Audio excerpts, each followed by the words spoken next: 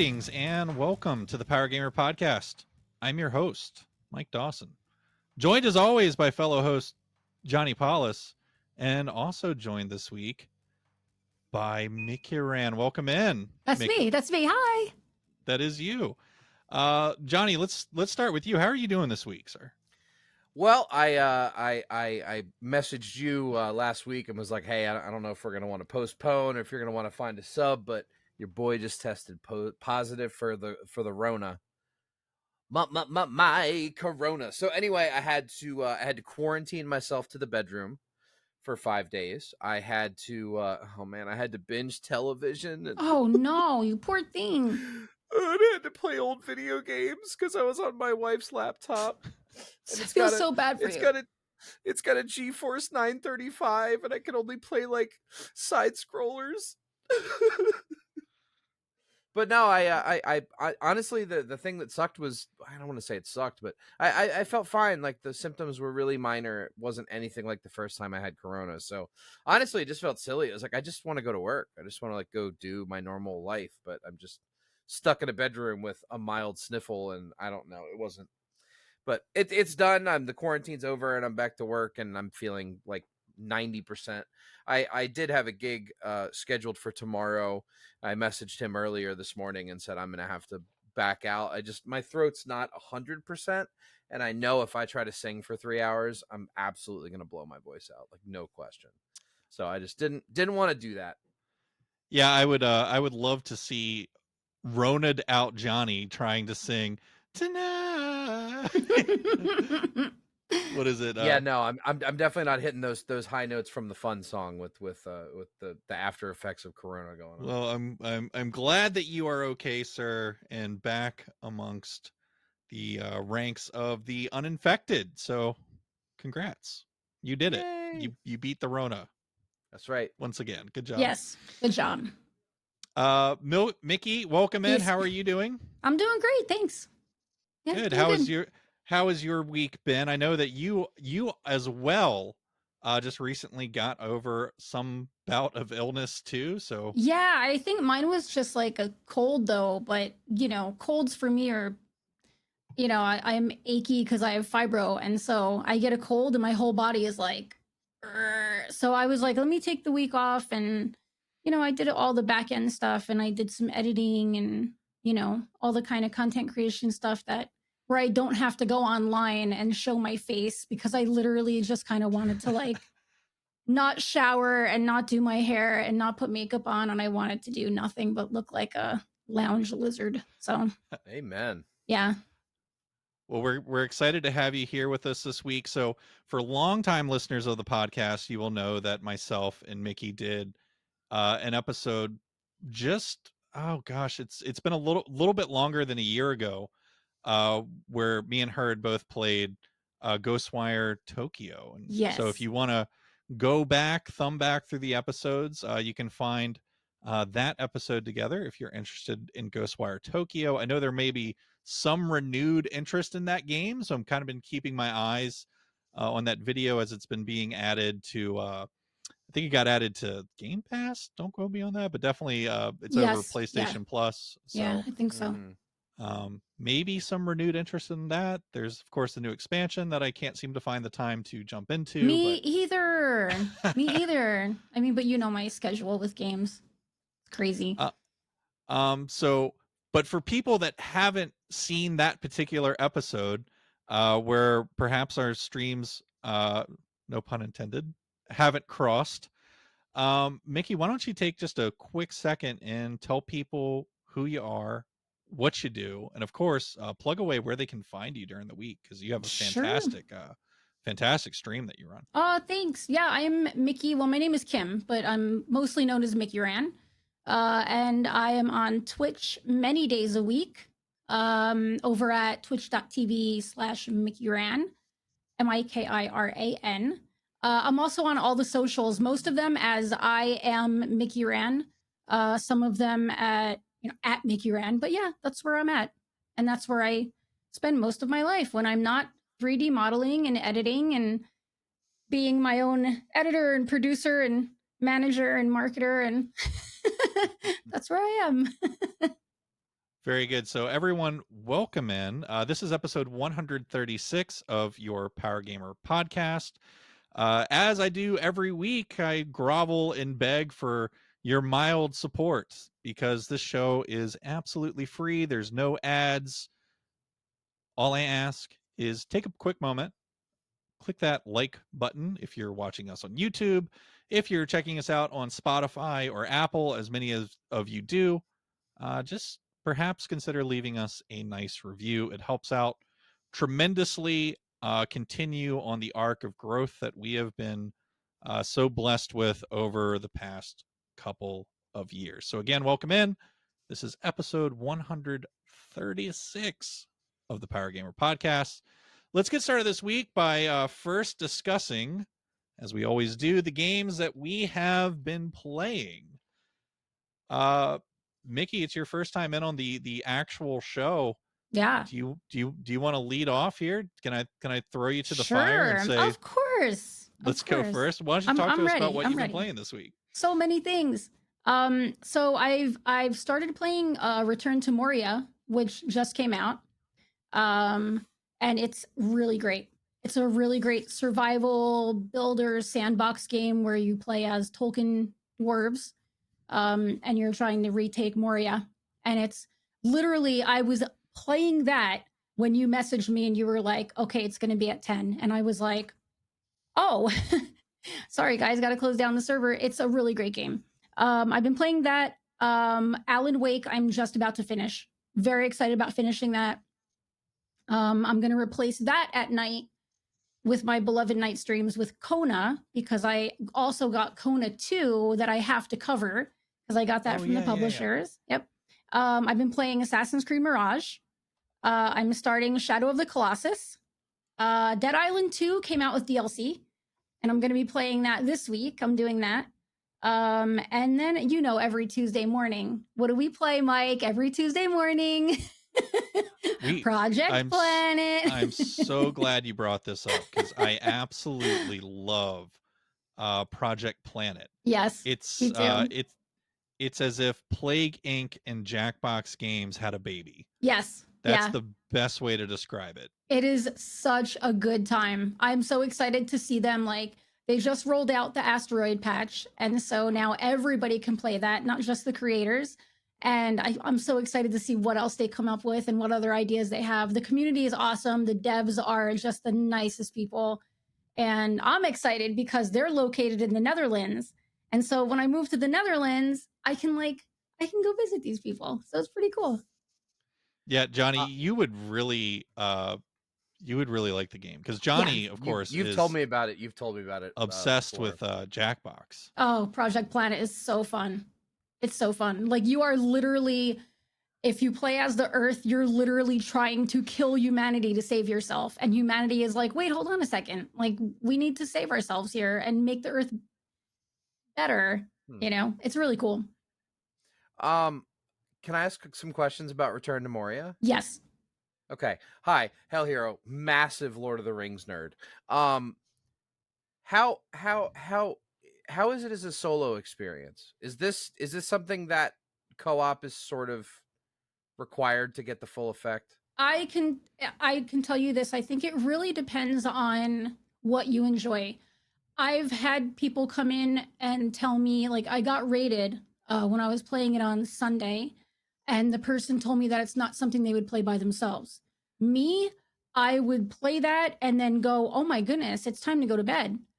If I were in there solo, I would literally just completely zone out and play the game for hours and hours and hours.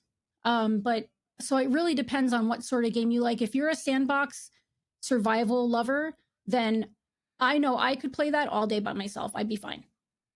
Right. Yeah. One thing I've heard with the game too is for people that do want to play this solo, that character that you work on, you can take with you into multiplayer sessions. Yes. Yep. So it's not like this pointless venture where you're spending, hours by yourself playing this game and then you have to start a new character when you go into no. Yep. You take that character with you. So I think it kind of works the same way as like Okay, that's cool. some of the Larian games do as well. Yeah. One of the negative things I heard about it, and obviously I don't have any hands-on time with this yet, is that they didn't go far enough with the what do you call it, the collapsibility of the world, or you're like how far you can actually dig and manipulate the Yes. world that's Yeah, around you. it's interesting. So you'll come across like as you're going through the caves, you'll come across a building and you'll see like a forge there that you can repair, and you'll see like a hearth that you can repair, and you have to put a table down so that you can use the hearth and eat. But if you try and tear down the walls, so let's say you find two of those buildings next to each other, you can tear down the facing of the wall so that you can put on a different looking wall, but you can't tear down the wall in between. And you can't dig. You can only like replace flooring, replace walls, and stuff like that. Yeah, I that was just kind of one of the criticisms I saw of it that kind of stood out to me, was that it's got that Minecraft kind of vibe to it, but that it doesn't take that idea and go all the way with it. Yeah, see, I don't see it as a Minecraft type of vibe. I see it more as like I don't know, like more of like not even Valheim. I mean, yeah, I guess you can build wherever you want. You know, like you Yeah. can build walls and stuff like that. You know, wherever you want, but I don't see it as like a Minecrafty vibe at all. You Okay. know? Got it. Yeah. Yeah, it looks Cool. cool. A lot of people have been playing it, and kind of surprised, honestly, that it seems to be having a lot of traction, a lot of positive Yeah. reception out Yeah. in the community, which, just kind of doing the old human thing of judging the book by its cover from afar. I was like, I think this one might flop, but it certainly hasn't. It's had a really strong first week. Yeah, I was a little bit worried about it. Like, you know, I'm on a tight budget. And so I was very, very interested in it. But it was one of those things like, I don't know that I'm going to buy it, you know? I was hoping it would come to Right. Game Pass so I could try it, you know? But then I applied for a key and they were like, here you go. So I was like, hey. And so I was Yeah. going in, I really went in kind of skeptical. I went in like, you know, let's see, it's probably going to be meh, you know? But it's honestly a lot of fun. I really like it. Well, I mean, let's be fair. Lord of the Rings does not catching a lot of W's very often, especially in the gaming world. Yes. Gollum. We're not going to there's talk about Gollum. Oh, I can talk all about it. Very Yeah. very good. So Johnny, I know that although you were riddled with the Rona, that you were actually able to cap off a big game that you've been working on, and looks Yep. like you've dove into quite a bit, I guess, from being cooped up with that laptop. What have you been up to this week? So so cooped up on the laptop, I played two games primarily. One was Grandia 2 HD. Any fans of the old school Dreamcast RPG? The remaster, and I use that term very lightly. It's a very light remaster. It's got some texture filtering and HD resolution. That's about it. But played a whole bunch of that. I don't know, maybe 10, 12, 20 hours. I lost count, but quite a bit of Grandia 2. The combat in that game still really holds up. The thing that's cool about Grandia 2, it was one of the first JRPGs I remember playing where there was a time scale for you and all of your enemies. So you can see in what order everybody's going to attack. And then there's a bar between when you make the decision of what you're going to do until it actually happens. And if you can get in an attack while an enemy is in the middle of that little waiver zone, you can counter them and it'll actually sort of skip their turn and push them back. So instead of it just be my turn, your turn, my turn, your turn, you can go, okay, well, this guy's about to hit that person. And now if it's my turn, if I do the fireball spell and I hit that guy before he makes contact, I might be able to cut him off. So having a lot of fun with that. It's an awesome classic JRPG if you're looking for like a turn-based thing to jump back into. Grandia 2 is still really awesome. And then the real surprise for me, like I said on the laptop, I was like, well, I guess I'll just play like some side scrollers. So one that's been in my Steam catalog forever and I've never touched is Ori and the Blind Forest, which is a very, very well-rated Metroidvania sort of game. Dude, this game don't fucking play. Ori and the Blind Forest is tough. It's one of my favorites. And I actually made the decision about 7 or 8 hours in that I needed to stop playing it on the laptop and I have to play it on my actual computer, because on the laptop, I was barely getting 30 frames a second, and that game is too unforgiving for that level. Like, your character is so small and the platforms that you're landing on are so small that, like, I got to play it on like smooth gameplay, and I wasn't getting that on the laptop, so I just uninstalled and said but I want to get back to it because I'm loving the world, I'm loving the gameplay, and I really love a good platformer, and this so far feels like a really good one. Yeah, Mickey, I know you actually have quite a bit of experience with that game. Love that game. Yeah, I beat it. You did finish it, yeah? I did. Yeah, I beat that, and I started Will of the Wisps, which is the second one. And I love Will of the Wisps, but yeah, I love it, but it's I got stuck on a part, and I've been too stubborn to look up how to do it.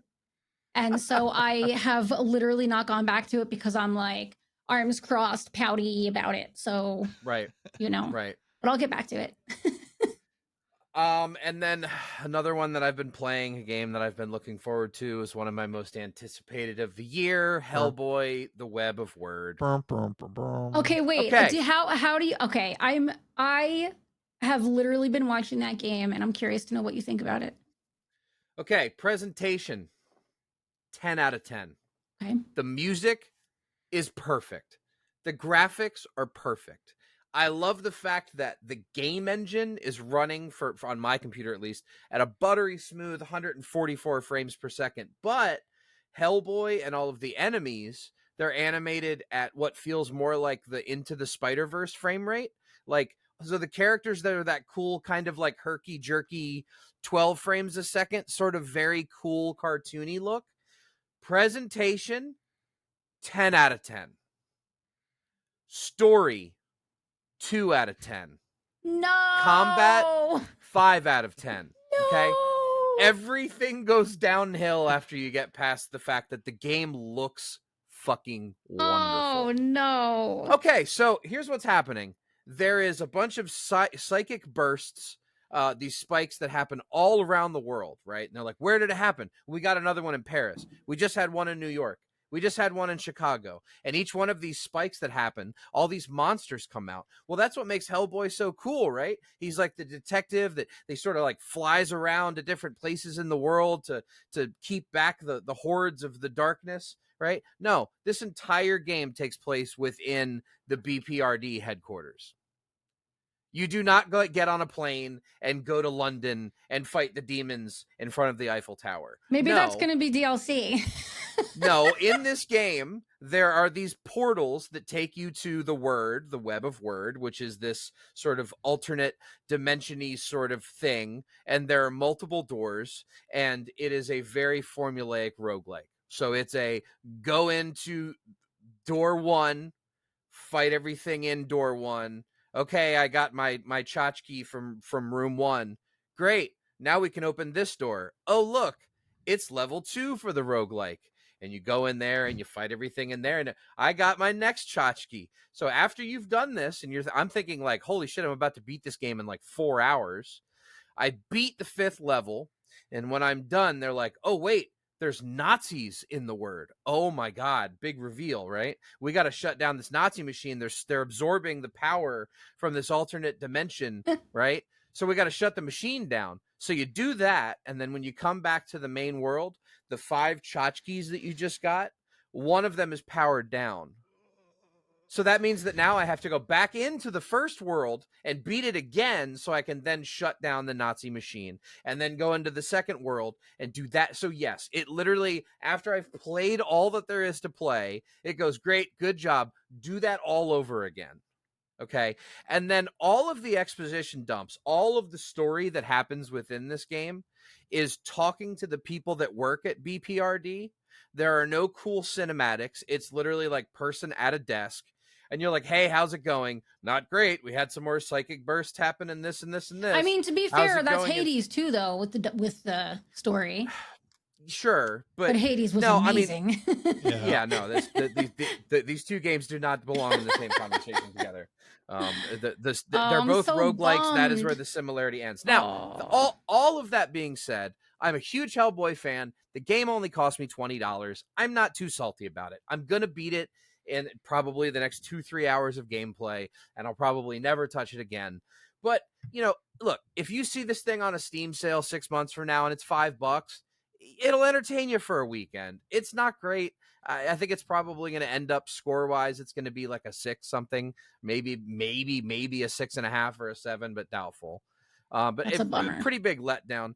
And ultimately, for me, it feels like it was an elevator pitch turned into a proof of concept where they went, here's the engine and everything's running great and cool. What's our budget? What do you want us to do with it? And they're like, how about a roguelike? And we release at the end of the year. That's what it feels like. It feels like they just went, just give us basic, easy, get it out the door. We'll make it $20-$30 and that'll be the end of it. Hey, at least they spent up on voice acting, because They did. You know what? And I do. That's another thing I hadn't mentioned yet. Lance Reddick, rest in peace, does the voice for Hellboy, and Love he's him. awesome. Took a little getting used to, because I love my Ron Perlman Me Hellboy. me too. But no, Lance Reddick did a very good job. So I am ultimately disappointed. I've also been playing Final Fantasy XVI. finally. I hit the big halfway mark. So all the Final Fantasy games have a big holy shit moment where we look behind the curtain and somebody dies and a really important fucking thing shifts and then there's a passage of time, and that is now where I'm at. Some aspects of this game I'm really liking. The giant summon creatures, they're called icons. So you have like Ifrit and you have Bahamut and you have all of those are back. And there are these characters that are called dominants, and they're able to transform into these icons. So you can turn into this huge Godzilla-sized fire monster, right? Those fights are some of the coolest cinematic shit I've ever seen in a video game. I mean, ever. Like, blow your mind every time. It's just incredible. Okay? Then the side quests, you're magically whisked away to 2005, where every single side quest is, oh, God, what am I going to do? Hey, man, what can I help you with? Oh, I'm a courier and my bag ripped open and all of my stuff is scattered in the field, but there's so many monsters. Can you go get my mail back? And you're like, okay. And you go fast travel to the field and you go fight 2 monsters and you pick up the mail and you come back. And he's like, oh, thank God.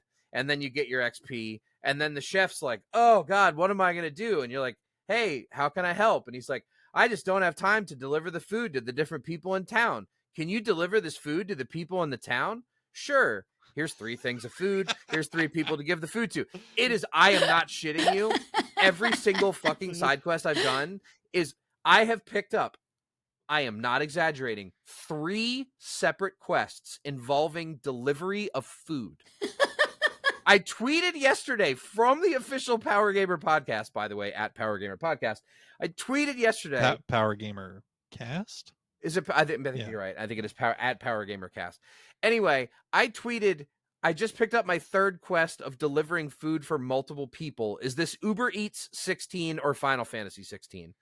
And then, I mean, it's ridiculous. The side quests. They couldn't find the kid in town, give him a bike, and let him deliver the fucking pizza.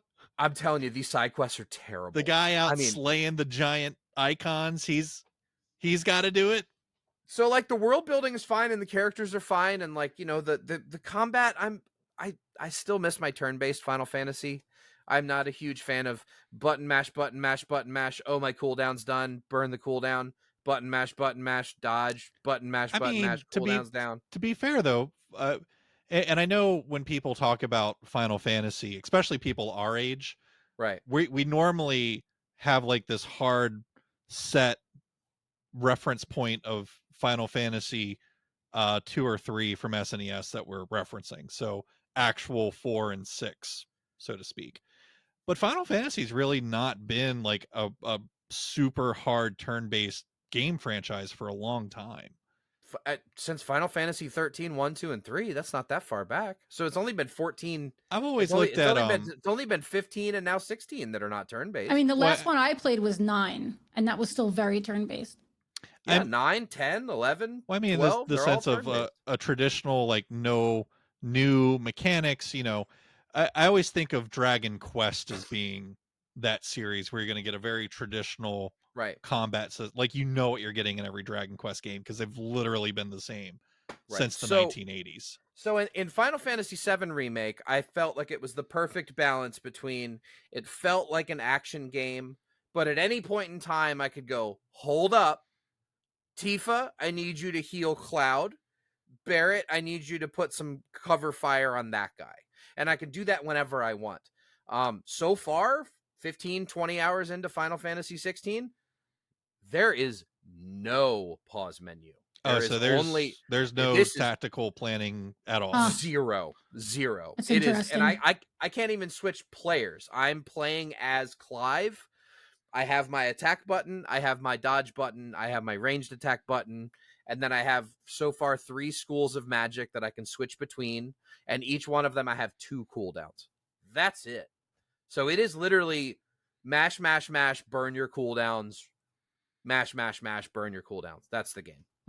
And so far, combat, I'm a little disappointed, but presentation, story, characters, all of that's great. I'm super sucked in. My wife is really invested. Like we're rocking through the game, but it is ultimately, man, these side quests are really slogging it for me. But now on to my second favorite game I've played all year. So I'm going to give Sea of Stars a 9.8. It's a masterpiece. I've heard a classic. it's amazing. Yeah. If you enjoy Super Nintendo era turn-based JRPGs, this game is going to blow your fucking mind, okay? When me as a guitar player, when we talk about someone like Jimi Hendrix, right? Jimi Hendrix is considered to be one of the greatest guitar players of all time. Unfortunately, you can go to any teenager that's played guitar for a few years, they can probably play most of the Jimi Hendrix songs, right? So it's really hard to say Jimi Hendrix is the greatest guitar player that ever lived because I mean, that's also he was- because Prince was. So he was so far ahead of his time Whoa. that you have to give him that credit. Don't worry, this analogy is going to make sense here in a second. I already know where you're going with it. Yeah. This game is better than Chrono Trigger.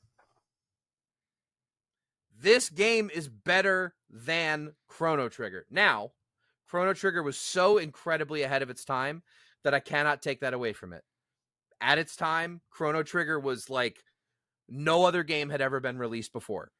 Sea of Stars would not exist if it were not for Chrono Trigger, right? This is sort of, this game ultimately ends up feeling like an ode to Chrono Trigger, Super Mario RPG, maybe Sea of Mana, and Secret of Mana. Yeah. Secret of Mana. Sorry, there you go. But my favorite thing about this game is that there are lots of games that have multiple endings. This game has 2 main endings, and one of them. my cat's banging on the door. I'm so sorry. Hummus. That's fine. Go let the kitty in. So there are many games that have multiple endings. This game has the bad ending and what on the internet they call the true ending. And the only way you get the true ending is by being a full completionist. You have to do it all. So the one little bit of advice that I will give you if you're going to go in and play this game, play it with the guide next to you so that you don't miss the little secret doors. You find all the chests and stuff. Because when you get the completionist ending, the actual real ending you get for doing everything, finding all the secrets and doing the arena fights, and is so much infinitely. It raised my score for the game like a half of a percentile. I mean, just in doing that. This is a game where it rewards you for being a completionist like I've never experienced. You get a completely different ending. And lastly, Garl, the warrior chef, one of the main people in your team. I think he might be my favorite video game character of all time. I love him with every fiber of my being. I cannot recommend this game enough. If it did not come out the same year that Tears of the Kingdom came out, this would be my choice for game of the year. It's quite simply one of the greatest video games I've ever played. I'm like over the moon in love with this game. And most people don't have any excuse to not play it. As we mentioned when the game was coming out, these guys played the industry better than I've seen anyone do it ever before. I mean, seriously, they got the check from Microsoft and came to Game Pass. They got the check. It's even better than that. They got the check from Kickstarter. This game was funded before they even did anything else. They got the check from Sony and put it on PlayStation Plus day one. And the game's been selling at full price like fucking crazy on the Switch.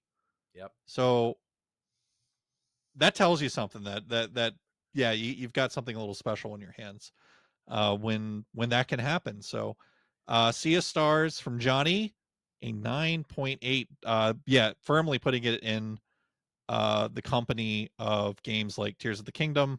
Yes. I gave Octopath Traveler 2 that same score. Yep.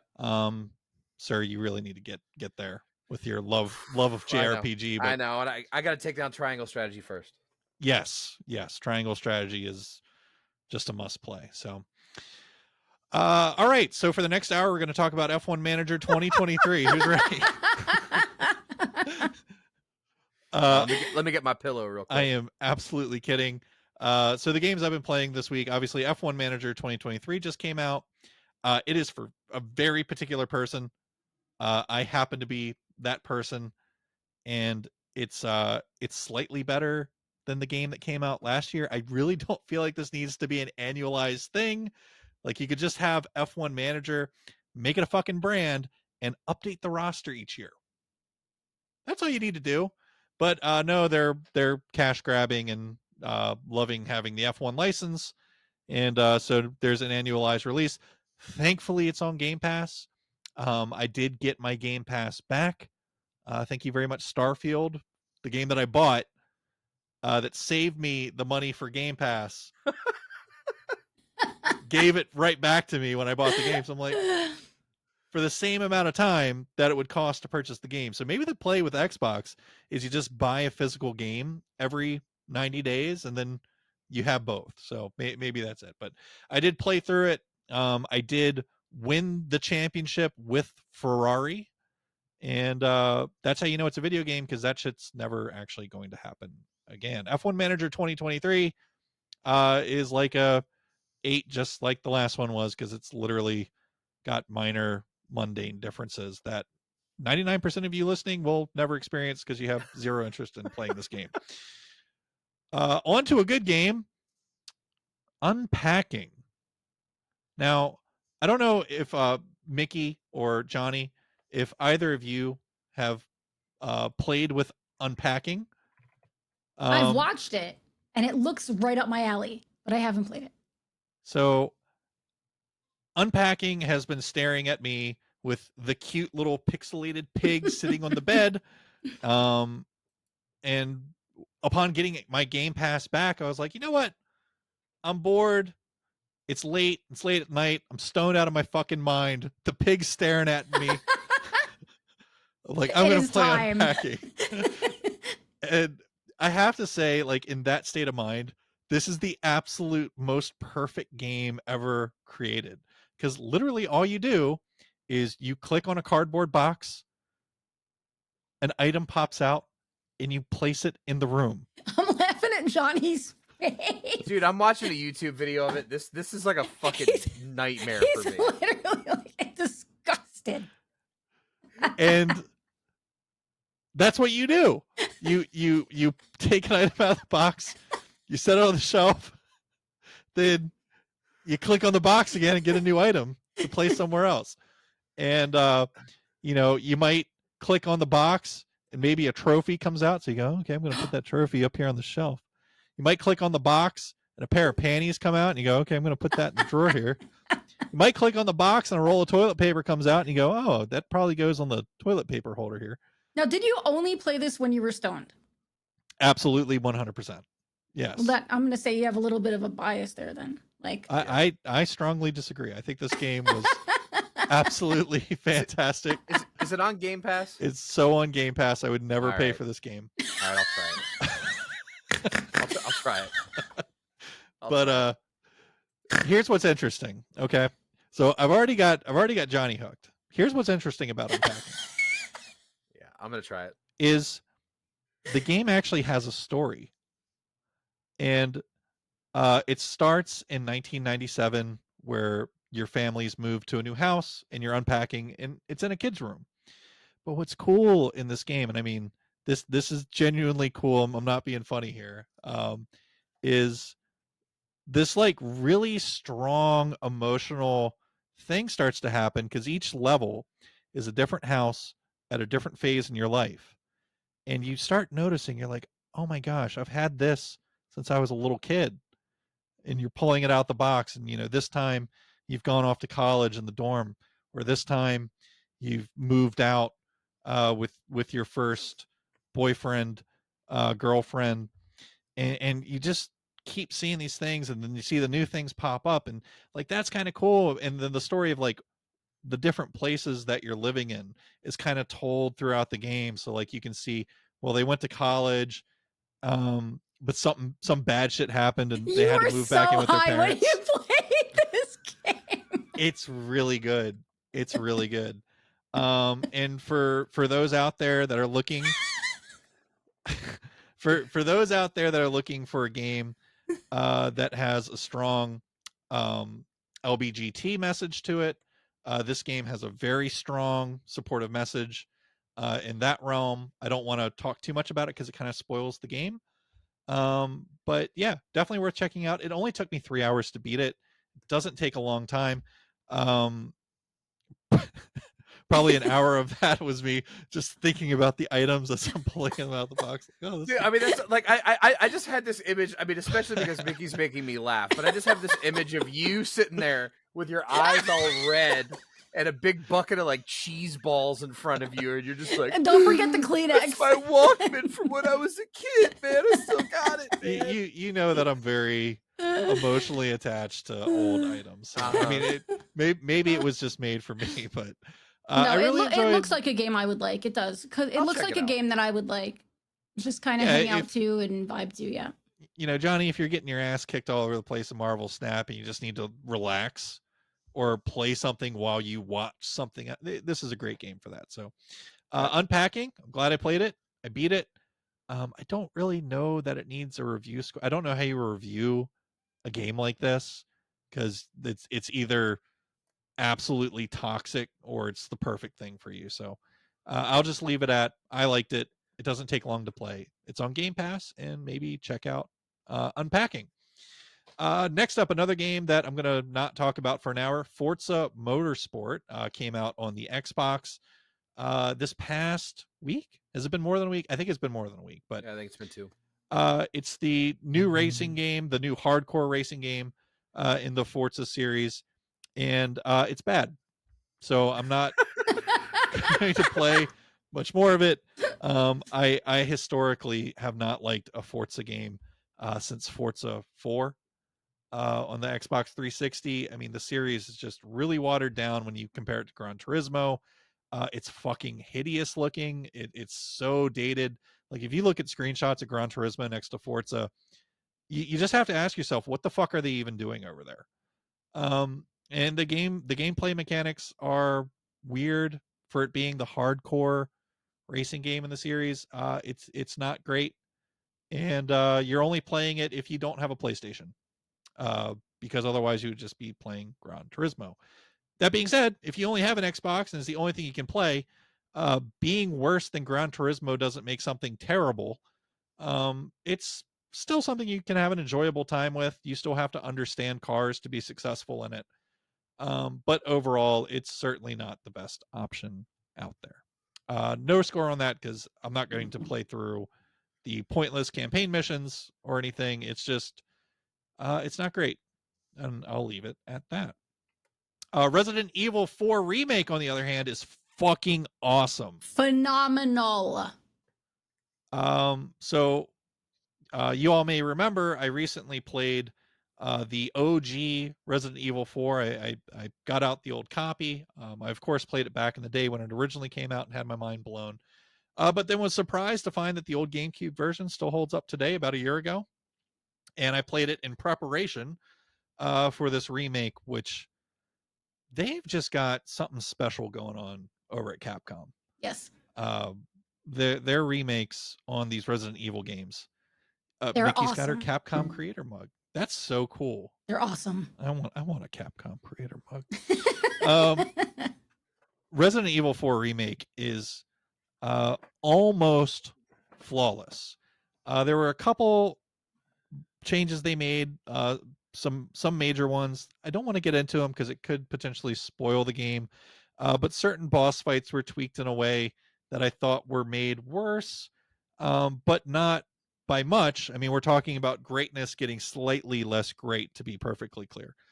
So Resident Evil 4 Remake, just in terms of its fidelity, in terms of how well it's optimized for the consoles, in terms of the presentation, the care, Leon's arms. and Lewis's, just everything about this game reeks of perfection. And the scaling of the rebuilt world feels perfect. Nothing's stretched out or out of place. Everything's right where you left it in 2004. You've just come back in a much more beautiful environment where you can finally fucking move and shoot. And it's just wonderful what they've done with the whole series, but 4 in particular is a cut above the rest. So my only nitpicking, as a purist, somebody that really liked certain parts of the original, is the only thing that could potentially knock this game down from being actually perfect. That and the fact that Tears of the Kingdom came out this year. So Resident Evil 4 is a 9.8. I mean, you're not going to get any better in that genre than this game. It absolutely blows away all of its competition. Even something like Dead Space Remake, which is also on that same pedestal, I would still say Resident Evil 4 Remake's still a cut above it. It's just impossible to comprehend how good they did with this until you sit down and play it for yourself. So you absolutely should.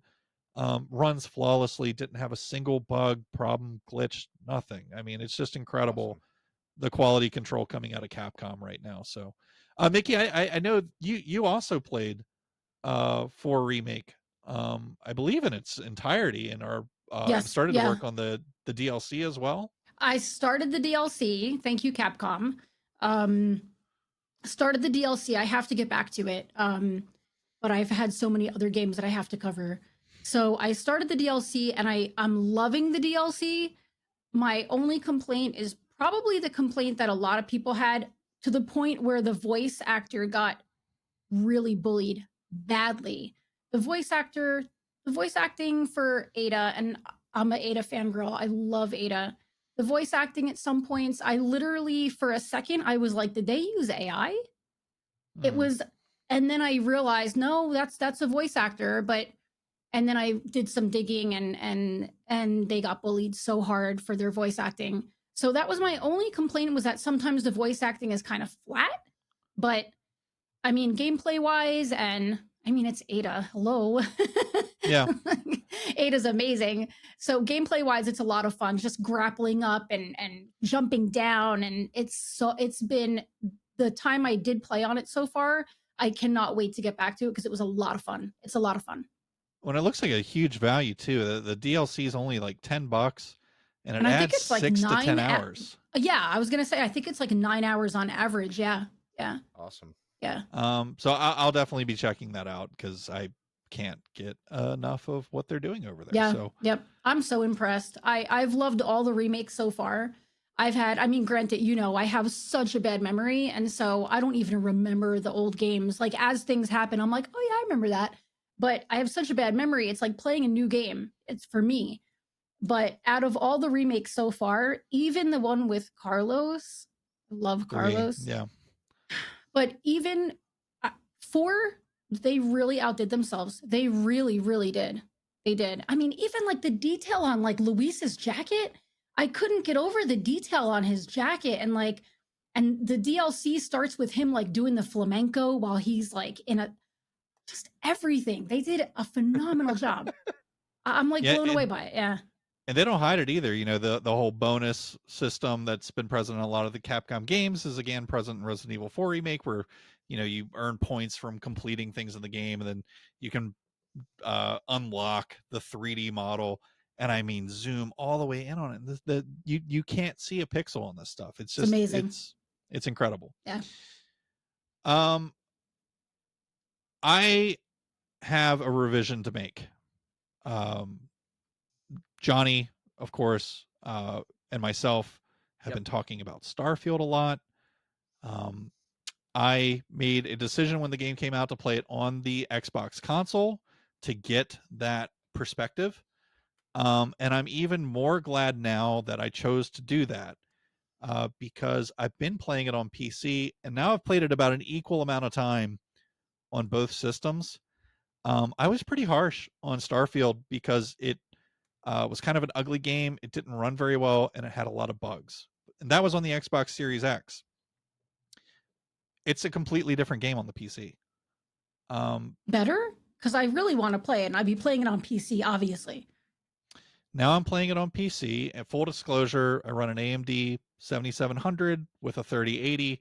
I have an absolute like fucking weapon of a gaming computer, which is going to stump people even more why I even bother with consoles, but I just love them.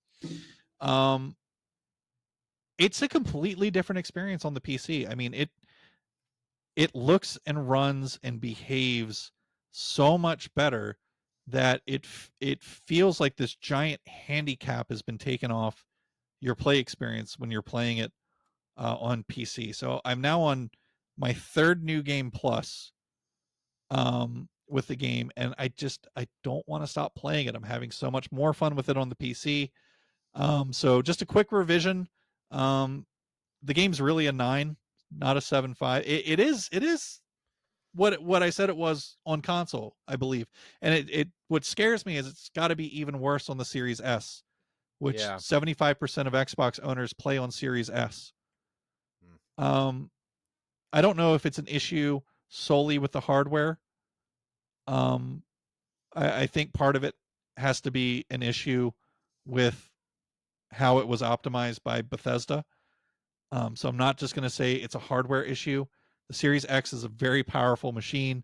If you play Cyberpunk on a Series X, you don't have these problems. Yep. And it's not like Bethesda's secret sauce. Anyone can't tell it's the same sauce that we've been staring at since fucking Oblivion came out. Yep. So it just boggles my mind that they would release it that way, where most people are going to play it. So please, if you have the opportunity, if you have a decent rig and want to play this game, please, God, play it on PC. It's such a better experience there. And you can be like me and just bring your controller over, because I still like to play with a controller, not mouse and keyboard, because I fucking hate playing with mouse and keyboard unless it's like a real-time strategy game. Mouse and keyboard, ride or die. Or Unpacking. Unpacking, excellent with the mouse. Excellent with the mouse. Starfield is my revised score just for PC is that the game is a 9. And finally, that's the exact same score I gave it. And finally, I have played the first few hours of Spider-Man 2. I'm not going to talk very in depth about Spider-Man 2. I mean, you know, that's on my list, but I haven't played Spider-Man yet. So it's extremely fresh. I know. It's the greatest superhero video game ever made. As soon as I'm done with Mirage, I'm playing Spider-Man. Because I won Spider-Man 2. I won it on a giveaway. Johnny, Spider-Man is not the greatest superhero game ever made. Hellboy is? Spider-Man 2 is. Unpacking is the greatest superhero. Like the level of which Spider-Man 2 comes out the gate and says, I'm going to blow your mind with how much better I am. It sets that up immediately. Awesome. And it doesn't stop. You don't get a chance to breathe your first hour with the game. That's awesome. It's just comes out the gate super strong. So I'm very excited to keep playing the game. I don't want to talk too much about it because so many of you are still sitting playing and experiencing the game for the first time, but I did just want to acknowledge that I'm working on that now. So that wraps up the games we've been playing this week. Okay. So the Spider-Man controller for the PS5, have you seen this? How Yes. badass it looks? Yes. Okay. So I knew that I wanted it and it was on my Christmas list, but then as soon as it came out, I started noticing it was sold out everywhere. So then I was like, well, shit. And I wish listed it on Best Buy. And one day I got the notification on my app that's like, there's 2 in stock at Annapolis. And I was like, buy now, buy now. And then I was like, hey, honey, I need you to go to Best Buy and go pick up this PlayStation controller. And you're just going to go ahead and wrap it up and put it under the Christmas tree because I got one. Because otherwise there's no way that thing was going to be under the Christmas tree if I didn't just pull the trigger. Right. Yeah, I had to. It was going to be gone. So I got one, but it'll be under the tree. So I made an omission from the games I've been playing this week, intentionally. And it kind of ties into our next segment this week. I would like to introduce a new segment to all of our listeners. This is a fireside chat with the Power Gamer Podcast. And in this special fireside chat, our first ever, we're going to discuss something all of you have some experience with. And that is a toxic gamer. So have you ever dealt with someone in the setting of a game who was just absolutely intolerable? Well, this week we each are going to share a tale of a time we encountered toxicity at its absolute worst. Now, when I reached out to Miki to have her come here into the show, I was actually watching her stream as I'm writing, and I had writer's block all week trying to come up with what I wanted the episode to be about. And I had an experience that just came to my mind, and I said, that's what it's got to be about. So Miki, I'm so curious because when I told you about it, you immediately kind of lit up, like something came to your mind. So Miki, why don't you tell us about one of the worst encounters of toxicity that you've had? So I've obviously, being a woman who plays a lot of games and I play a lot of competitive games, I've come across a lot of toxicity. I know on stream that day I talked about the guy who was like, I even hate saying it, literally role played. I healed him as a medic and I was playing Battle Bits, which is such a silly game, and I was role playing as a medic and I was like, your time's not done yet. And he was like, shut the fuck up, go make me a sandwich, literally. And then like role played spitting on me, right? Spit on me and said, I bet you like that, you dirty bitch. But that's not my story. That was a quick little blurb. That's just a little example that's of stuff you encounter. That's the appetizer. Yeah. Wow. All right. So my story is I used to play a lot of Overwatch competitive back in regular, OG Overwatch. I played a lot of competitive and I used to go in solo. And so one time I was in and a party of 5 came in. I was like, well, this is perfect. I'm a solo person. They have a group of 5 and I was healer and I was support. And so the person playing Reinhardt, who is the tank, for those of you who don't know, the tank, and I was playing Mercy, and Mercy can either power up or heal. And so he was playing Reinhardt, and he was like, hey, do you think you can power up instead of healing? And I'm like, well, I would love to, but literally everybody keeps getting very, very hurt. Just like that. That was my tone. I wasn't mean. Because like, what am I going to say? Like, and he was like, oh yeah, I get it. And he was cool about it. So we get through all of our matches, and then at the end, he says, one of the other people, it was 4 guys and a girl. And so one of the other one goes, hey, do you want to team up with us and come in to more matches? And I was like, sure. And the girl goes, well, then I'm not going to play. Just like that. And I was like, I didn't say anything because I'm like, what? Like, what? And one of the guys was like, what do you mean? Why? She's mean. And I was like, I'm mean? Like, when was I being mean? You're very, very mean. As a matter of fact, I have you muted. And I'm like, well, then how did you hear me ask that? What do you mean? And she's like, you're very, very mean, and I don't like you, and I don't want to play with you. So you guys have to decide whether you want to play with her or only play with me. Now, this killed me inside because I am very much when I find another woman playing a game, I am uber supportive. Like, we need to support each other. Like, we have to be there for each other. So it like killed me because I'm like, come on, man, like we got to stick together. Like we got to stick together as women, and man, she just like had it out for me. And so she said that I was mean and that I had an attitude, and she felt very uncomfortable around me, and that she was, and I quote, scared of me. She was scared of me. And I was like, we're playing a game. Like, what do you mean? I have this on YouTube somewhere. So what is the mean lady on voice chat gonna do to you? What the fuck? Anyway, so they were like, all right, well, then I guess we'll see you later, to her. Because they were all like, we don't see, like, she didn't do anything wrong, And so then we started to queue into a game, and then one of the guys came back and was like, listen, she's threatening to break up with me, so we're gonna have to go play with her. Oh my God. And it killed me because of, and I think that's why it hurt me so bad. Like, if it were a guy, I'd be like, oh, fuck off. You know what I mean? Yeah. But another woman, as somebody, as me, who's so supportive of other women, like if I get a chance to rate a female content creator, I will. If I can boost one up and say, hey, you're amazing, I do. I mean, I do that with all creators, but we really need to stick together in this industry. And so to have a woman like totally making up, I don't know, it was so bizarre. And that was my most toxic moment. It really was.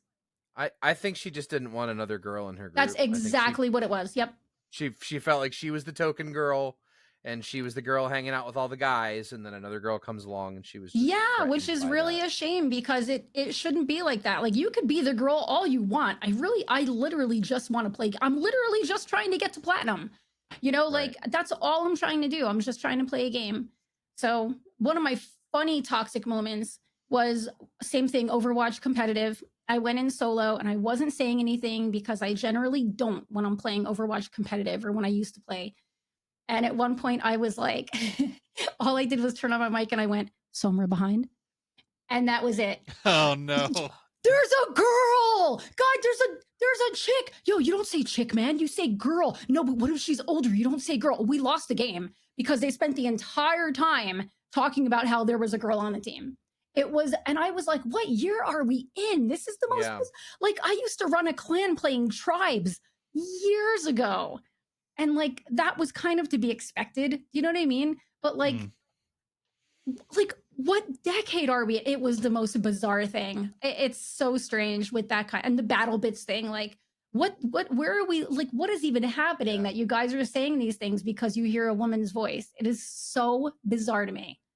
Yeah, that's something that I wish the gaming community could really put behind it. It's pathetic. I mean, because the whole make me a sandwich thing. I mean, I know for female gamers that's a fucking daily occurrence. It just sucks. It's so ridiculous, and it's like, I mean, honestly, like, come on, just get something better already.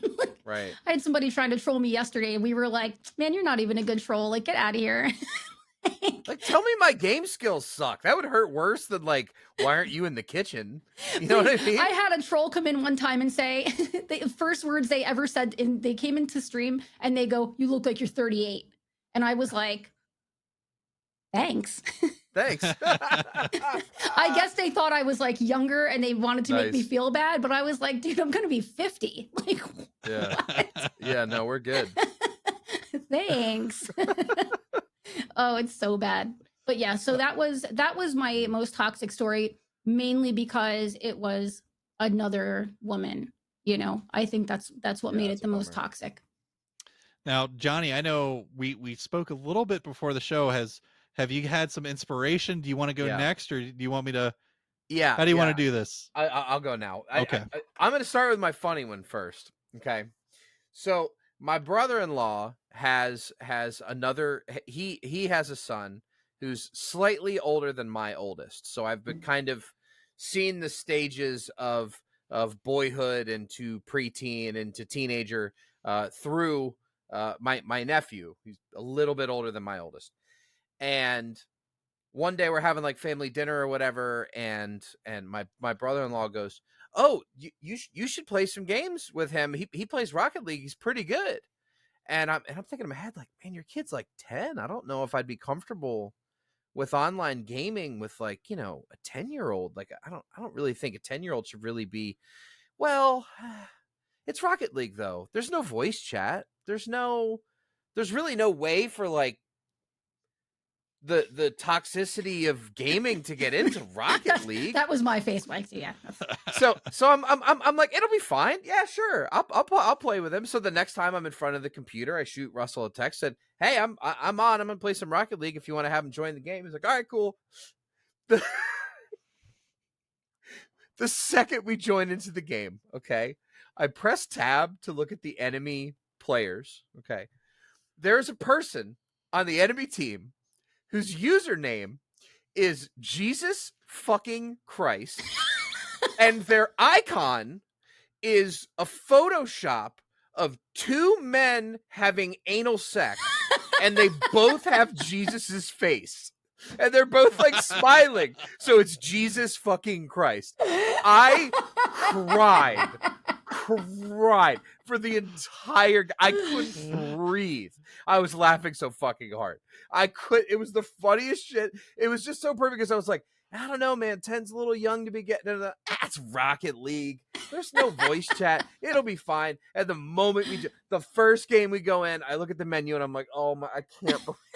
So yeah, it was the guy's icon was Jesus fucking Christ. So it's two Jesuses getting it on together. That's actually pretty smart. It's pretty clever. Yeah. Dude, I laughed the entire game. I couldn't fucking breathe. I was hyperventilating. I couldn't get over it. So that's just toxic gamers being funny, but toxic gamers being bad. Mike, what was the name of the fight in World of Warcraft where there were 3 dragons inside of the raid? And if you killed all of them within a certain period of time, that was like a big achievement, and there'd be a big gear drop, and you could get the mount and all that shit. Do you remember what? So glad I don't remember, but I think it was Dragon Soul was the raid. I wanted to say Blackwing Lair, but I don't know if that's correct. That sounds right. Yeah. Anyway, there was a raid. In that raid, which you could do a 40-man raid version of it. There was a very, very, very, very low drop rate for a mount. And I'm talking like you could kill this boss 800 times. You might not see this mount.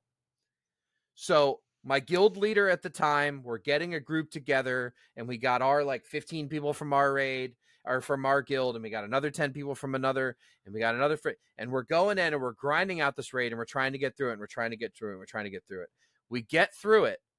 The mount drops. The guild leader loots the mount, leaves the guild, logs out, and transfers his character to a different server. He didn't say a word. The mount dropped and he went, mine, goodbye. Left the server. Left the guild, left the server, changed, just completely disappeared off the grid. The mount dropped and he was like, cool, I'm out. See you guys. Like, did not say a word. Looted it, and everybody went, whoa. We didn't roll on the mount. What the fuck happened? He just looted it? And then he was gone. Logged off, left the server. Wow. That's some toxic shit right there. I feel like I saw somebody bring up this week in someone's stream that they finally got like the Hallows Eve mount this past week, like another one that's crazy rare like that. Were you there? I think that was Dee Dee in my stream. That was Dee Dee, yeah. Yeah. Yeah, like World of Warcraft and its mounts, it's a whole like crazy thing because they're so rare. And I mean, people spend so many years playing these games. I'm so happy I got out. Well, I could change my story of a toxic gamer, right?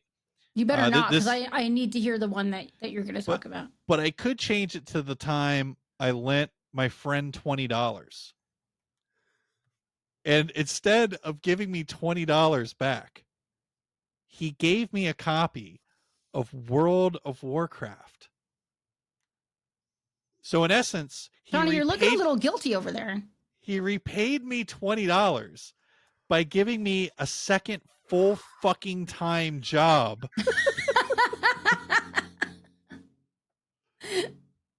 And me essentially losing 2 years of my life. So Johnny, you wouldn't happen to know who that person was, do you? I mean, I would just say if you played World of Warcraft for a few years after that, I would say that you enjoyed it and you had a good time playing the game, and I would say that would enrich your life in some way. It was $15 a month, motherfucker.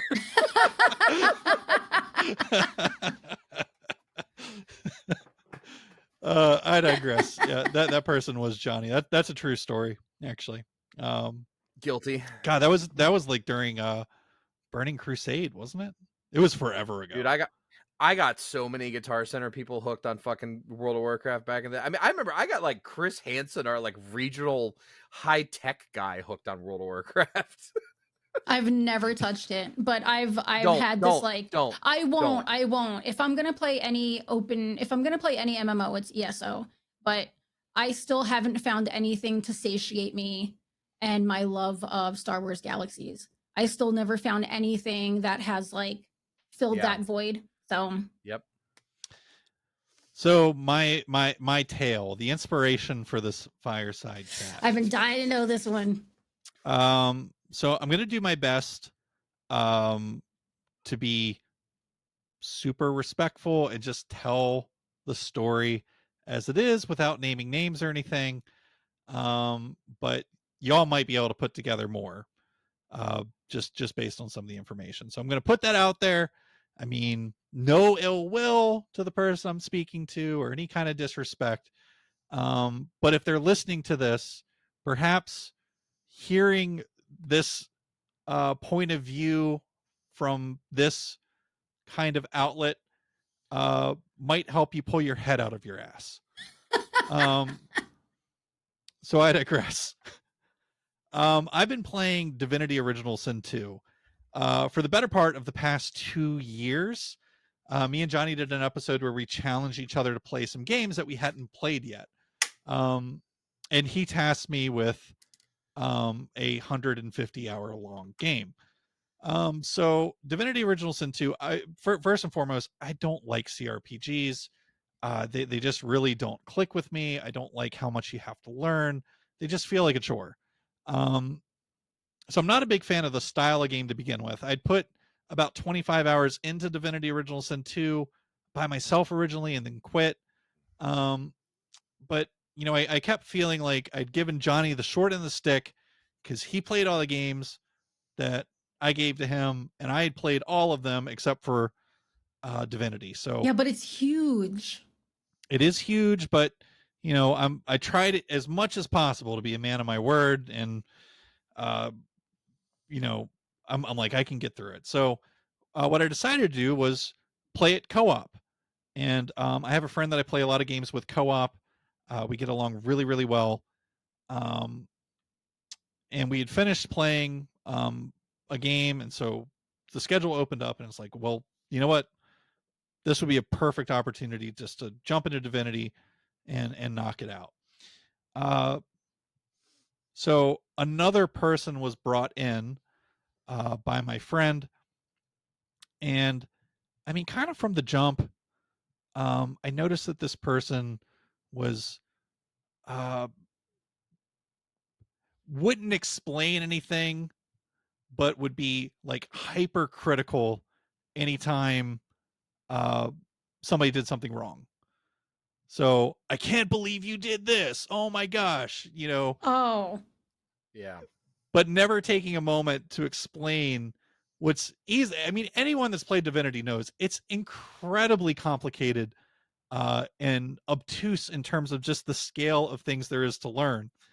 So, you know, through weeks of playing it, it's just constant berating, and it's always delivered like in this sense of I'm kidding, but there's never any relief from it. And you just, you know, I kind of have a problem with the style of person that I'm describing is someone that's almost genuinely coming off mean, but always delivers things jokingly to kind of have this backdoor to fucking gaslight you if you ever get offended, to say, oh, I was just kidding. You know what I mean? But there's never any contrasting behavior. There's never, well, let me help you with this, or let me explain this to you, or let me show you how to level up your character, versus just making fun of you for 5 minutes for doing it all wrong, or warning you that if you do XYZ, it's going to cause some catastrophe and you're going to die. So instead of warning you about it, I'm going to make fun of you for 5 minutes after the fact. It's just this stuff constantly. It's adding up and it's adding up, and I'm biting my tongue because I'm like, this is my friend's friend, and I don't want to cause a scene. I'm already kind of biting the bullet with the game that I'm playing. I can bite the bullet and deal with this personality as well. So that's sort of the setup. Everything kind of reached a breaking point this past week. So we've been working on this game every week. We sit down and play for a few hours, and we've finally got to what feels like we're nearing the end of Divinity, and I'm so excited that we're finally there, and that I might finally be done with this game, so I never fucking have to play it again. And I can say to Johnny, I beat it. I did it. I fucking hated it, but I beat it, and it's done. You can add like a fuck you into that too. Absolutely, he will. He will. So we're going through this part, and for those that know Divinity, you'll kind of understand the sequence I'm talking about. We come to this convoluted puzzle that takes forever to solve, and we solve it, and we get into a library. And in this library, there's like this big golem thing standing in front of a big pool, and he wants you to find information and learn about the gods and things in the library, but doesn't really give much explanation. So we're running around this room, clicking on fucking everything, trying to meet whatever unwritten quest requirement it has to let us go to the next area of the game. And I mean, we're in here for like an hour trying to figure out, well, who needs to read what tome and what book and stuff. And the whole time the guy is just being a complete dickhead. So finally I go, you know what? Wait, can we have some examples? I'm loving this. Yeah, so to speak specifically, the tea is real hot. I'm trying to be nice. But like specifically, we had an NPC like tag along character that was accidentally left outside. So when this guy realizes it, he starts laying in to my friend like, "Oh, I can't believe you left so and so outside. That's so ridiculous. He needs to read all the tomes too. We've been wasting all our time in here." Yada yada yada. So he goes out and gets him and drags him in and walks around the library and clicks on a bunch of stuff. And he still hasn't figured out what to do after kind of laying in to my friend some. And it's like that joking but still like being mean, like I'll fucking slap you, this and that. I can't, over like passive aggressive. Totally. And just over the top. And I mean, I'm just sitting there going, can we please get past this part so we can beat this game? So finally he clicks on something, and now the guy will let us through to the next room. I'm like, thank fucking God. Like I actually got up and walked away for 10 minutes. I'm like, I'm just going to take a break while you guys sort this out. Really what was happening is I'm taking a break so I don't fucking tear your head off. Because just constant negativity, bitching and chewing out everyone. But, it's like the guy's not helping either. Right. So you're better than I am. I'm mean. I am so mean. You're so nice. I have calmed down a lot as I've gotten older. So finally we get to what feels like now the final thing. All of us are in the room. Whoever can get to the thing at the back of the room first gets divinity, becomes a god, so to speak. And like that feels like it's the end of the game. And we had made an agreement coming into the room, all three of us, that we were going to give Ifan, the poor NPC that we've been dragging along that's been getting his ass kicked all over the place, we were going to let him get to the well to reach divinity. So all these hours of work, we're going to finally be nice to our poor NPC tag along. And so we get into the encounter. So that's basically how the fights work. So we get into the room, and I'm like, this guy's going to fucking troll us. I said it right from the start. I'm like, this guy's going to fucking troll us. And sure enough, as soon as the engagement begins, he uses his ability to like leap way ahead, and like now he's already halfway at the thing. And he's controlling Ifan, basically ensuring that he's not going to get there like how he wanted. So I said, hey, look, we kind of talked about this. We agreed on this. Maybe let's stick to it. And he's doing the trolling, laughing, kind of gaslighting thing. So I'm like, okay, he's just kidding around, but he's being a dick. Okay. So I'm like, I'm going to nuke him with a fucking fireball. So I do. It's not enough to fully kill him. He had like a couple hundred HP left. And I get slowed down by some enemy that we're fighting. And yeah, sure enough, he dives into the thing, and the end cutscene begins. I'm like, I've been struggling through this game that I fucking hate for all of these hours. I've been listening to him be an absolute raging asshole the entire time. And so I'm the host of the game. I just closed it. I just closed the game. And he goes, did you just close the game? I go, yeah. He goes, why did you do that? I said, no. I'm like, look, that's not what we agreed on. I'm just going to go do something else. Have a good night. And he goes, well, just so you know, that's not actually the end of the game. Here's the end of the game. And then spoils the entire game for me.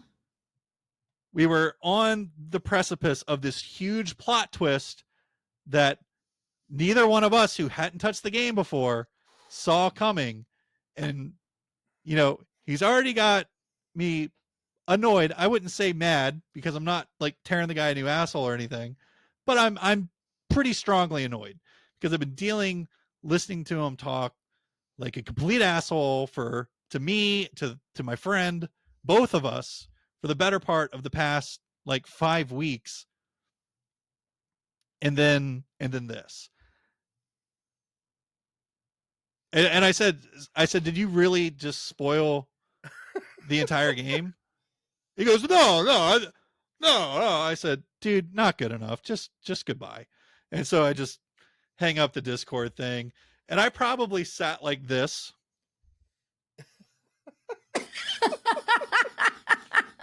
Staring at my blank screen.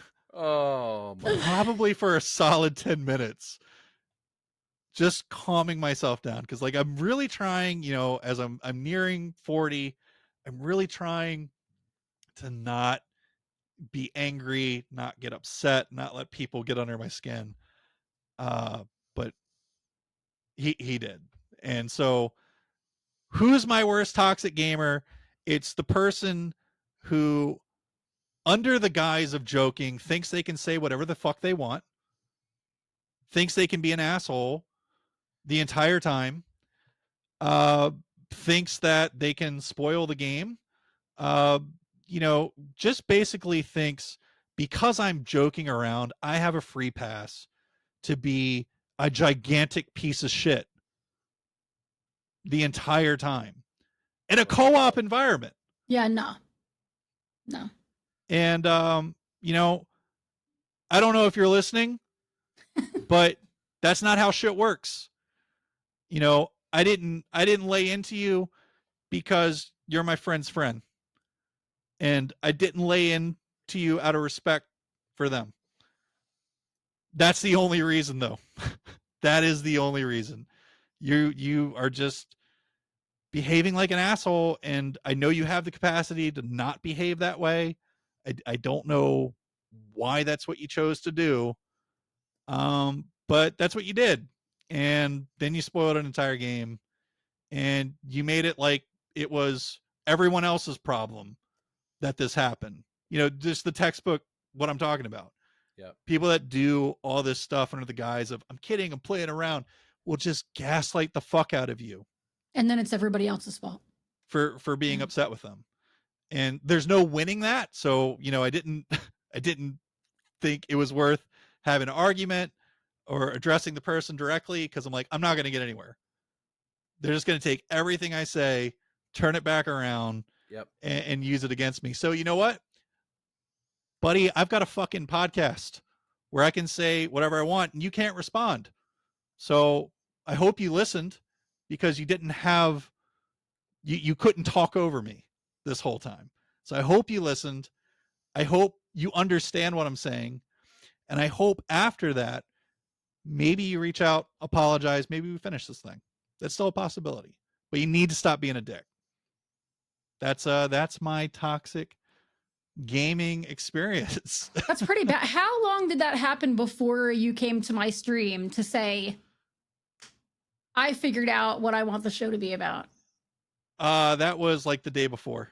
Wow. Okay. Yeah. It was like the day before. So, guys, don't be toxic. Don't be some weird, jealous girl that's threatened by some rando online that has a voice that's like yours. Don't let your kids play fucking Rocket League where they're gonna see fucking Christ. They're gonna see Jesus fucking Christ. And when you have friends that will take their time out of their day to sit and play with you, treat them with respect. Yes. Don't be a fucking douchebag to them. They're not your punching bag. They're your friends. Treat them like that. And that, ladies and gentlemen, wraps up the first ever Fireside Chat with the Power Gamer podcast. Johnny, Mickey, that brings us to this week's most exciting short and final segment of the show. That's right, ladies and gentlemen, it is time for One Up. One Up is a section where we can talk about basically anything, just a short whatever. And sometimes we talk about food, sometimes we talk about movies, sometimes we talk about what's going on in the world. Really, it's anything we want. So this is One Up. I'm going to continue the honor of Mickey, who's joining us for our first numbered episode this week, to go ahead and start with a One Up. So I'm super curious, what is your first One Up, Mickey? All right. So it's funny because I was looking at the Google, the Google Doc, and I was literally about to say, oh, Fall of the House of Usher. And then literally I look up and I see Fall of the House of Usher next to your name. So I was like, all right, well, that's good. That's good. Michael, talk about that. So I was like, wait a minute. I need to bring up the fact that Ark came out with, I'm a big Ark fan. I love Ark. I have over 800 hours in it, which I know are rookie numbers compared to a lot of people, but I love Ark. I stopped playing it for a while because optimization. They came out with Ark Survival Ascended today. Today they came out with it. And I saw on the Xbox thing yesterday. It looks really, really great. Looks great. Minimum requirements 1080, right? Too bad that's wrong. My friend has a 4080 and has everything on low as it can get, and he's getting 80 FPS. Ooh. My friend with a Gravy was playing today. Yeah. He got up to a whopping 30 FPS. I'm curious. I wish I could afford it. Like, I wish I had expendable income to just get it, to see how it runs, because I have a 4070 and I really kind of want to see how it runs. But 4070 should smoke anything. You would think, right? Right. It didn't smoke Redfall at first, but Redfall's good now, by the way. Redfall's good now. Anyway, I would love to see how it played on a 4070, but from what I understand, from what I saw, even somebody with a 4090 was getting about 45 FPS. That's fucking crazy. That can't. And you ready? So it's basically a remaster of Ark, right? Because they did it in Unreal 5, which is pretty awesome. Which Unreal 5 is, I mean, I'm a 3D modeler, I'm in game dev, and it's wow, right? Unreal 5 is amazing. Yes. But they're charging $45 for it as a remaster. You get I think I've heard you get one extra map, but it can't run. Can't run. It's horrible. Yeah, that sounds like some bad optimization. Very, very bad. And Yeah. probably should be left in the oven for a while longer. I would think so, but I think they were trying to get something out because Arc 2 is put on hold, you know? And so they were Sure. trying to get something out on Unreal 5, but I mean, it's crazy because Arc was in early access for how long? And now Arc Survival Ascended is out in early access, right? This whole early access thing, which makes me crazy. And it's just, you know, I was debating on getting it because I love Arc. And then all of this, I was like, yeah, I'm gonna let it cook we'll a have little bit. have to keep our eyes on it for patches and things, because surely some of that's gonna need to get ironed out. And they closed all of the official servers for Arc. So anybody who was and the other thing is they made Survival Ascended. You can only host on Nitrado, which I can't stand Nitrado. It's a server company. Can't stand them. You can only host with them, and they have it locked at you have to get the $35 server because the game is so intensive that Nitrado has to charge more. You can't just get a small server. You have to get a gigantic server for $35 a month. What a mess. Because Wildcard teamed up with Nitrado. Yes, it's bad. And that's why I don't play survival games. You know, me and Johnny had a very close friend of both of ours that was obsessed with Arc. So it always makes me happy when somebody brings it up, because I think of Jason for a little bit. So I love Arc. Love to hear about it. Johnny, on to you, sir. What is your one up this week? My one up, like I said, I was locked in a bedroom for 6 days, so I got some binging in, and I watched 2 fucking awesome shows on Netflix. Number one, The Fall of the House of Usher. Anybody that's been a fan of Mike Flanagan, who is a Maryland native, actually, he has some. I don't know him personally, but I know he's like a friend of several of my friends. I know people that know him, sort of thing. But he did Haunting at Hill House, which I fucking loved. He did Gerald's Game, which I fucking loved. He did Haunting of Bly Manor, which I fucking loved. He's just been on fire. Everything he's Midnight been doing is Mass. awesome. Midnight Mass was my favorite. Midnight Mass, yeah. That's another good one. But so this one, The Fall of the House of Usher, is an Edgar Allan Poe inspired story with a lot of recasts from previous actors and shit that he's worked with. But one of the people that's really impressing me in this show is Mark Hamill. And yes, Mark Hamill plays the ruthless lawyer for this crazy billionaire family, right? When anything goes wrong, the lawyer is like the first one at the crime scene. He's fucking wrapping shit up. And the thing that impresses me about Hamill in this role is it's the first time I've ever seen Mark Hamill do a transformative role. I don't see Mark Hamill in this performance. He's a different person. It's very, very cool to see him do it. So I'm really hoping that this opens up some new opportunities for Mark Hamill, and I would love to see his Twilight years, rock out some, let's get that man an Oscar. I agree. But no, if you dig horror, if you like character arcs with tons of different characters, it's a very big family with a lot of drama, and the setup for the show is very good. And especially if you're a Poe fan, there's a lot of little Edgar Allan Poe tie-ins. And then the big surprise for me was One Piece. That's what I've heard. I heard it's amazing. Look, I don't watch anime. I'm not a huge fan of anime. I am not the target audience for this show. Holy fuck did I love this show. I loved this show. I was like clapping and cheering in my bedroom at times. I didn't even know that One Piece is like a pirate thing. I fucking love pirates. And then the first group of pirates we see is a pink pirate ship. And on the flaps that open up where the cannons come out, there's hearts on it. And the captain of that ship is like this big black lady with like high heels and a pink suit. And she has a cute ducky with spikes on it that she's fucking murdering people with. And I'm like, I love the show. This is fucking awesome. And that's what One Piece is. Here's like the pink pirates, and here's the clown pirates, and here's the vampire pirates, and the show is crazy. It goes all over the place. and it has that like fun adventure vibe. If you just want something to just sort of smile and grin and have fun watching, One Piece really, really, really surprised me, and I hope they do many, many more seasons because I'm absolutely hooked. But See, I love anime. Like literally right there is Gojo from Jujutsu Kaisen. I have a print Right. and I have a stuffy and I have a little thing. But I've never watched One Piece because there's so much. It's so long. I don't have the time. So there's like over 1,000 episodes or something. yeah. So I live vicariously through my son. He brings me in when there's like a funny scene that I would love. And I know like some of the story and all that stuff, but if it wasn't so long, I would invest time into it. But I have so many others that I'm watching. But I've heard the show is great.